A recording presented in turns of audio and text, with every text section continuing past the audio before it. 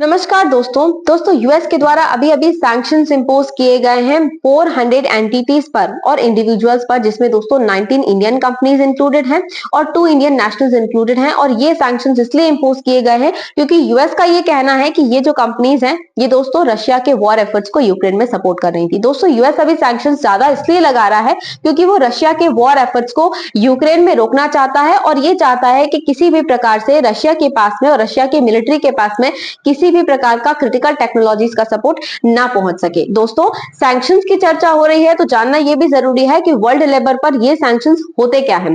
दोस्तों सैंक्शंस एक तरह का हॉल्टिंग या फिर टर्मिनेशन होता है इकोनॉमिक रिलेशंस का, जो दो देशों के बीच में चल रहे हैं। दोस्तों इसमें ट्रेड रिलेशंस भी हॉल्ट होते हैं, इवन एसेट्स भी फ्रीज कर दिए जाते हैं और साथ ही साथ में दोस्तों अगर कोई कंट्री फाइनेंशियली सपोर्ट प्रोवाइड कर रही है तो उस सपोर्ट का डिनायल भी किया जाता है सैंक्शंस के तहत। दोस्तों सैंक्शंस कई तरह के होते हैं, जैसे आता है कॉम्प्रहेंसिव सैंक्शंस, जिसमें कि कोई कंट्री कॉम्प्रहेंसिवली कुछ कंट्रीज पर सैंक्शंस इंपोज कर देती है और दोस्तों इवन उनके एलीज को भी, मतलब वो पर्टिकुलर कंट्री अपने एलीज और पार्टनर्स को भी रोक देती है उस पर्टिकुलर कंट्री के साथ में किसी भी प्रकार का रिलेशन रखने से इकोनॉमिकली। अब दोस्तों इसी का एग्जांपल है यूएस का एम्बार्गो जो उसने क्यूबा पर इंपोज किया था। दोस्तों एक और है टारगेटेड सैंक्शंस। टारगेटेड सैंक्शंस के तहत किसी भी इंडिविजुअल पर या फिर इंडिविजुअल कंट्री पर सैंक्शंस इंपोज किए जा सकते हैं।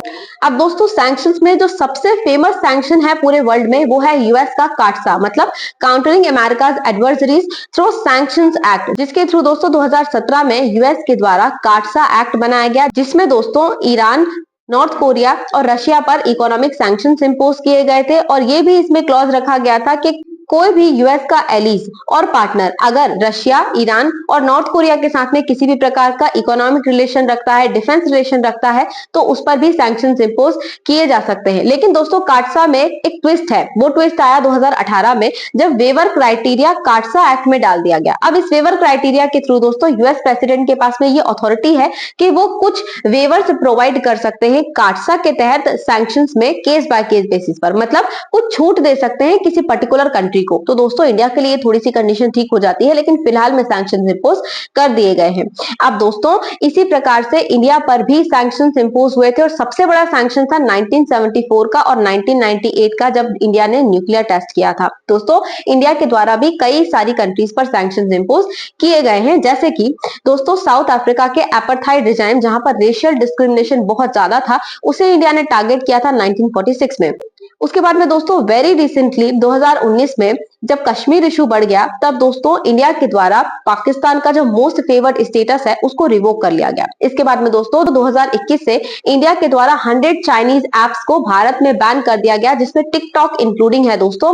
और इसके थ्रू ये कहीं ना कहीं इकोनॉमिक सैंक्शंस है, तो एक कंट्री दूसरी कंट्री पर सैंक्शंस इंपोज कर सकती है। इसलिए दोस्तों जो सैंक्शंस है उनका ग्लोबल मैकेनिज्म इस प्रकार का है कि एक कंट्री दूसरी कंट्री पर भी सैंक्शंस इंपोज कर सकती है और दोस्तों कोई इंटरनेशनल बॉडी भी सैंक्शंस इंपोज कर सकती है, जैसे कि यूनाइटेड नेशंस। लेकिन दोस्तों उसके मेंबर स्टेट्स उस पर्टिकुलर सैंक्शंस को सपोर्ट करते हैं, तब वो सैंक्शन इंप्लीमेंट होता है इंटरनेशनल बॉडी के द्वारा।